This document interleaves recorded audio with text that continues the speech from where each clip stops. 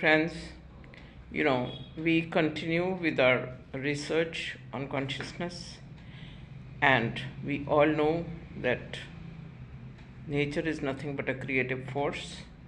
That nature in this form is creation in the form of a human being, and in the form of a human being, we also become the knowing potential, wherein it becomes so beautiful and at the same time responsible, because you got the expression, you're the expressive force of the nature which can talk about all the qualities of creation. So you become responsible. Whatever you say, because you're expressing the nature's force, so that expression should go in favor of humanity. That expression should work for expansion. That expression should work for unity. Right? In Bible also, it is said that, the believers in God meet the God in rapture in air. So they're also talking of the five elements. Not only that, if I start from the west, I come to the east, then I say that Anjani Putra Pavan Sutnama. Who was Anjani? You all know the history of Anjani. And Pavan Sutnama, that the son of wind, son of air, right? Why? Because out of the nature, every form is created. Whichever form you worship, that form was created out of nature, and that form carries the nature's force. So, Durgam Kaj Jagat ki jete sugam anugrah tumre tete, right? That force, whom that bear God, Jambuvan, gave guidance to Hanumanji to cross over the ocean and go and save Sita, right? So who gave him the guidance?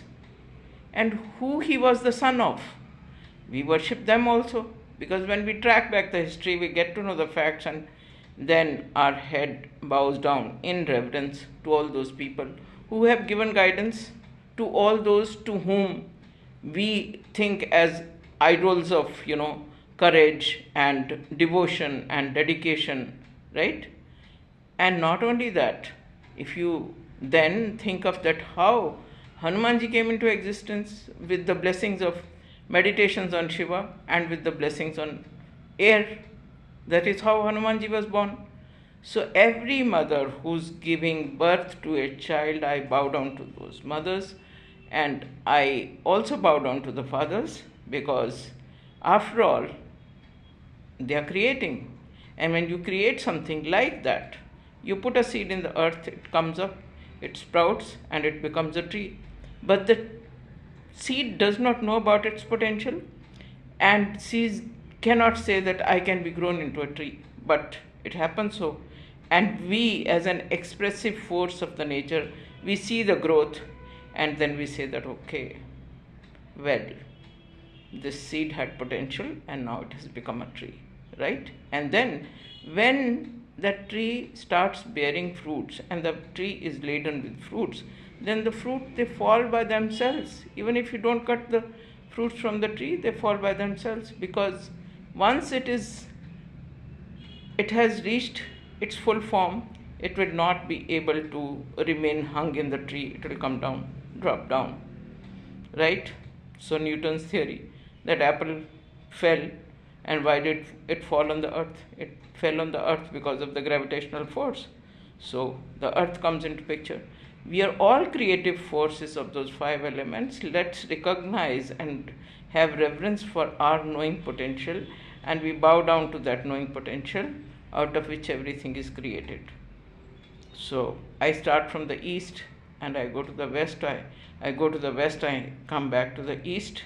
But every puja, every prayer, every yagna, every insight, intuition, or everything that which is coming to you as product of the nature's force should all go in favor of humanity. Let's not ever give up our efforts on making ceaseless efforts to raise the level of humanity, to raise the level of awareness, whereby we will say that yes, We are the knowing force of the nature, and we have got reverence for the existence. We've got reverence for the nature and every form and shape that appears to us, because we promote that what has been created. Thank you so much. God bless you. Stay tuned, happy, healthy, and I'll see you tomorrow.